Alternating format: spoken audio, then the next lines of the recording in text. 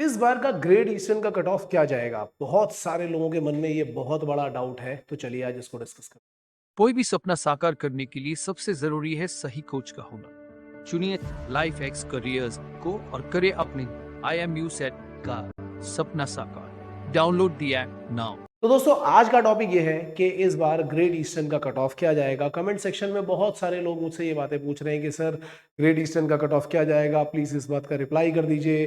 पिछली बार का cut off क्या गया था, आप बता क्यों नहीं रहे? तो भाई देखो, ये एक ऐसा अजीब सा क्वेश्चन है जिसका आंसर कर पाना बड़ा मुश्किल काम है।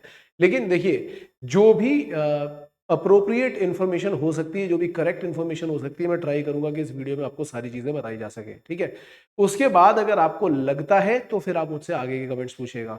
तो देखो, कट ऑफ जो होता है ना, ग्रेट ईस्टर्न का हो या एंग्लो ईस्टर्न का हो या सिनर्जी का हो या फिर IMU-CT का हो, कट ऑफ किस पे डिपेंड करता है? पिछली बार के पेपर के हिसाब से हम लोग इस बार क्यों नहीं बता पा रहे हैं, सब कुछ डिस्कस करते हैं। मैं मेनली 3 पॉइंट पे डिस्कस करूंगा। पहला पॉइंट ये है, डिफरेंट पेपर पैटर्न। पिछली बार का जो पेपर पैटर्न था और इस बार का जो पेपर पैटर्न है कंप्लीटली डिफरेंट है। जैसा आप लोगों को पता होगा, बहुत लोगों को पता होगा, नहीं भी पता होगा कुछ लोगों को, ऐसा भी हो सकता है।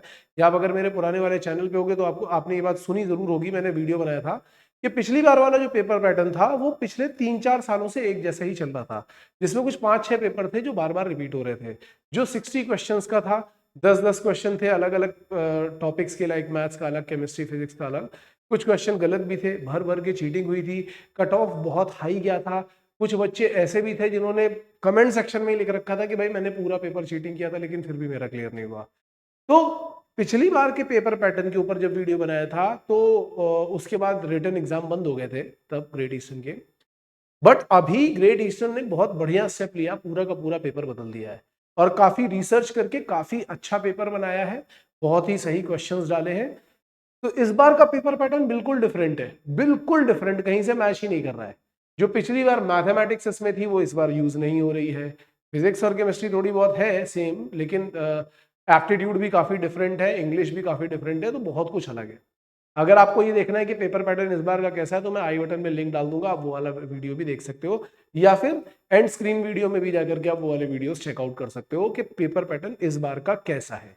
ठीक है, तो पेपर पैटर्न जो पिछली बार का कट ऑफ था या जो रिजल्ट आया था मेरे स्टूडेंट्स का, अगर मैं वो आपको दिखा भी दूं तो भी उससे आपका कोई फायदा नहीं होने वाला है, क्योंकि वो पेपर पैटर्न में 60 क्वेश्चन थे, इस बार 100 के ऊपर क्वेश्चन हो चुके हैं। ठीक है, तो कोई कोई मतलब ही नहीं है उसको मैच करने का, इसलिए मैं पुराना वाला कट ऑफ नहीं बता रहा हूं। आपको चाहिए होगा तो मैं इंस्टाग्राम पे डाल दूंगा, आपको देख लेना, लेकिन उससे कोई फायदा नहीं होने वाला है।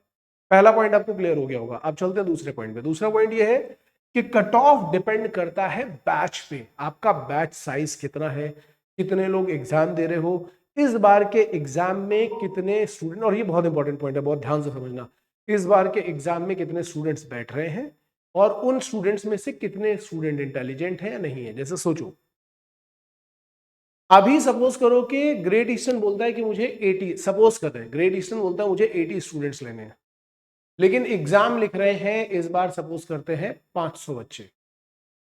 तो डेफिनेट सी बात है कि 500 में से 80 बच्चे ही लिए जाएंगे, उससे ज्यादा बच्चे नहीं लिए जाएंगे। अगर ग्रेट ईस्टर्न सेफर साइड भी खेलता है तो वो ये बोल देगा कि ठीक है, हमें 80 लेने हैं, हम 120 सेलेक्ट करके रखेंगे, क्योंकि उनको मालूम है कि कुछ बच्चे दूसरे इंस्टीट्यूट में भी जाएंगे। तो उसने ये बोल दिया कि चलो ठीक है, इंटरनल बात के 120 सेलेक्ट करेंगे रिटर्न में, या 140 सेलेक्ट करेंगे, तो भी उनको 500 में से कितने सेलेक्ट करने हैं? 140। तो जब आप एग्जाम लिखने जाओगे तो 500 में से जो टॉप 140 स्टूडेंट होंगे वही सिलेक्ट किए जाएंगे और उनके बेसिस पे ही कट ऑफ डिसाइड होगा। ऐसा नहीं होगा कि पहले कट ऑफ बना दिया जाए और उस कट ऑफ के बेसिस पे बच्चे सिलेक्ट किए जाए, ऐसा बिल्कुल भी नहीं होगा। इस बात को ध्यान से समझो, ऐसा नहीं होगा कि उन्होंने बोला कि चलो हमने 100 नंबर का पेपर ले लिया, 100 में से कट ऑफ जो है वो 60 नंबर है। अब अगर सपोज करो 60 नंबर के ऊपर 200 बच्चे आ गए, तो ग्रेट ईस्टर्न 200 बच्चों को लेगा क्या? आप खुद सोच के देखो, नहीं लेगा ना। तो ग्रेट ईस्टर्न क्या करेगा? ग्रेट ईस्टर्न सिंपल सी चीज ये करेगा कि अगर सपोज उनको 140 लेने हैं तो वो ये देखेगा कि 140 बच्चे कहां तक आ गए हैं। अगर 140 बच्चे 70 मार्क्स तक आ गए हैं या 80 मार्क्स तक आ गए, वही कट ऑफ है। हर बार कट ऑफ क्यों बदलता है? हर बार कट ऑफ इसीलिए बदलता है, हर साल कट ऑफ सेम नहीं होता, हर साल कट ऑफ अलग अलग होता है। क्यों अलग अलग होता है? क्योंकि उनको फिक्स नंबर ऑफ स्टूडेंट चाहिए होते हैं जहां पे वो स्टूडेंट खत्म हो जाते हैं वही नंबर कट ऑफ हो जाता है। इसलिए कट ऑफ कभी भी सेम नहीं होता। इसलिए अपने दिमाग से ये वाला थॉट निकाल दो कि जो पिछली बार कट ऑफ गया था वो इस बार भी जाएगा, चाहे वो IMU CT का हो या एंग्लो का हो, किसी का भी हो, अलग अलग होगा। क्यों अलग होगा? तो मैंने क्या बोला कि वो किस पे डिपेंड करेगा, वो बैच पे डिपेंड करेगा। अगर सपोज करो कि इस बार जो 500 बच्चे या 600 बच्चे एग्जाम देने जा रहे हैं, अगर वो ज्यादा इंटेलिजेंट है तो ऑब्वियस सी बात है कि वो ज्यादा क्वेश्चन करके आएंगे। ज्यादा क्वेश्चन करके आएंगे तो कट ऑफ ऊपर जाएगा। अगर वो कम इंटेलिजेंट है, डिलीजेंट है, मतलब ऐसे मान के चलो कि वो थोड़ा सा वीकर बैच है या एवरेज बैच है, तो ऑब्वियस सी बात है कि वो कम ही क्वेश्चन करके आएंगे तो कट ऑफ नीचे जाएगा। तो कट ऑफ नीचे जाएगा या कट ऑफ ऊपर जाएगा, वो किस पे डिपेंड करेगा? बैच साइज पे डिपेंड करेगा और बैच की इंटेलिजेंस पे डिपेंड करेगा। मेरे ख्याल से आपको ये वाला पॉइंट, और ये बहुत इंपॉर्टेंट पॉइंट था, ये पॉइंट अगर आपको क्लियर हो जाएगा तो आप अब बार बार ये नहीं पूछोगे कि कट ऑफ कितना जाएगा। मैं आपकी क्यूरियोसिटी समझ सकता हूं कि आप जानना चाहते हो कि कट ऑफ क्या जाएगा, लेकिन कट ऑफ किसी के लिए भी बता पाना मुश्किल है। और अगर बाई चांस आपको कोई इंसान ये कह रहा है कि हाँ मैं बता रहा हूँ कि कट ऑफ क्या जाएगा, इसका मतलब समझ लेना कि वहां पे कुछ गड़बड़ होने वाला है। ठीक है ना? तीसरी बात, कट ऑफ डिपेंड करता है डिफिकल्टी लेवल पे भी और चीटिंग लेवल पे भी, कि डिफिकल्टी लेवल क्या है पेपर का और इस बार की चीटिंग कैसी करी जा रही है। क्योंकि ऑनलाइन पेपर है, आप में से मैक्सिमम लोगों को पता होगा ऑनलाइन पेपर है तो चीटिंग करने के जुगाड़ लड़के निकाल ही लेते हैं।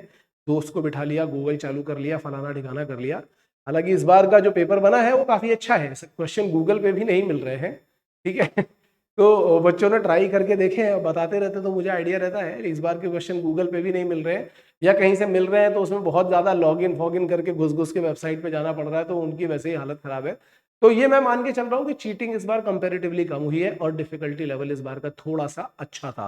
पिछली बार के एग्जाम जैसा डिफिकल्टी लेवल नहीं था, इस बार का डिफिकल्टी लेवल थोड़ा अच्छा था। और क्वेश्चन की जो जंबलिंग है वो भी काफी अच्छी करी गई थी। मतलब कि ऐसा नहीं कि सारे इजी मिल रहे हैं, ऐसा नहीं कि सारे डिफिकल्ट मिल रहे हैं, वो कंफ्यूज कर रहे हैं आपको। 3-4 क्वेश्चन डिफिकल्ट करने के बाद 3-4 इजी डाल देंगे, ताकि आपने जो डिफिकल्ट क्वेश्चन दिए ये वो आपसे नहीं सॉल्व हो पाए तो आपका मोरल डाउन होगा, तो आप इजी में भी गलतियां करोगे। यहाँ पे आपका इक्वानिमिटी में होना बहुत जरूरी है, इक्वानिमस होना बहुत जरूरी है। तो ये बहुत इंपॉर्टेंट पॉइंट है। इस बार का डिफिकल्टी लेवल थोड़ा सा हाई था। चीटिंग अब डिपेंड करेगा, मेरा आइडिया जो है वो ये है कि इस बार चीटिंग कम हुई है, लेकिन हो सकता है चीटिंग ज्यादा हुई हो। तो अगर चीटिंग ज्यादा हुई होगी तो डेफिनेटली कट ऑफ ऊपर जाएगा। डिफिकल्टी लेवल के हिसाब से अगर मुझे पूछोगे तो मुझे मेरे हिसाब से कट ऑफ थोड़ा नीचे जाना चाहिए, लेकिन चीटिंग के हिसाब से अगर ज्यादा हुई होगी तो कट ऑफ डेफिनेटली ऊपर जाएगा। तो ये 2-3 फैक्टर थे जिसके ऊपर कट ऑफ डिपेंड कर रहा था। इसलिए ये कह पाना बहुत मुश्किल है, लेकिन लोग फिर भी बोलते हैं कि नहीं सर आप बताओ आप बताओ। मैं इसलिए नहीं बताता हूं क्योंकि अगर मैं कुछ बोलूंगा और बाई चांस कट ऑफ नहीं हुआ तो फिर लोग नीचे आकर के वो ट्रोलिंग चालू कर देते हैं और दूसरे बच्चों को परेशान करना शुरू कर देते हैं। ठीक है, मैं जो भी इंफॉर्मेशन दूंगा वो ऑथेंटिक होगी, वो इस तरीके की होगी जो जिसमें कोई फर्जीवाड़ा ना हो, जिसमें आप फंसो नहीं, जिसमें आप ट्रैप ना हो। तो ये जो चीजें मैंने आपको बताई है, मेरा कहना है कि थोड़ा पेशेंस रखो। ज्यादा दिन अब रह भी नहीं गए, कट ऑफ भी थोड़े दिन में डिक्लेयर हो जाएगा और उसके बाद इंटरव्यू की प्रिपरेशन होगी बहुत अच्छी तरीके से, और आप अच्छी तरीके से अपना इंटरव्यू का एग्जाम दे सकते हो। हाँ, अगर आप स्पॉन्सरशिप के लिए प्रिपेयर कर रहे हो, अभी तक एग्जाम नहीं दिए हुए हैं, तो हमारे प्रज्ञा वाले कोर्सेज में ज्वाइन कर सकते हो, या नेक्स्ट ईयर के लिए प्रिपेयर भी कर रहे हो तो भी प्रज्ञा वाले कोर्सेज में आप ज्वाइन कर सकते हो, जिसमें आपको सारे के सारे रिकॉर्डेड वीडियोस, और बहुत सही कोर्स बन रहा है। आपके फीडबैक की जरूरत भी है ताकि हम इस कोर्स को और ज्यादा अच्छा बना पाए। ठीक है, मैं अपनी तरफ से ट्राई कर रहा हूँ कि काफी अच्छा, मतलब एवरी वीक हम कुछ कुछ लेक्चर अपलोड करते जा रहे हैं। इंटरव्यू इंटेंसिव उसमें पहले ही पढ़ चुका है, टाइम मैनेजमेंट डल चुका है, बहुत सारी चीजें और मैं ऐड करने वाला हूँ। आपका फीडबैक इसलिए चाहिए ताकि मैं उस कोर्स को और ज्यादा अच्छा बना पाऊं, ताकि कम से कम पैसे में ज्यादा से ज्यादा लोगों को ये कोर्स मिल सके। ठीक है, अगर आप चाहते हो कि प्रीवियस पेपर्स, हालांकि उस प्रीवियस पेपर से इस बार में क्वेश्चन बहुत कम आ रहे हैं, बहुत ही कम है, लेकिन अगर आप चाहते हो कि उसका एक सोल्यूशन आपको मिलना चाहिए तो कमेंट सेक्शन में डालो। अगर 20 कमेंट भी आ जाते हैं, 20 बच्चे भी मुझे ऐसे इंटरेस्टेड दिखते हैं, तो मैं डेफिनेटली वो वीडियो जो है, जो मैंने बनाया हुआ है जिसमें प्रीवियस पेपर्स हमने सॉल्व किए थे, वो वीडियो मैं यहाँ पे यूट्यूब पे डाल दूंगा। Okay, all the best guys.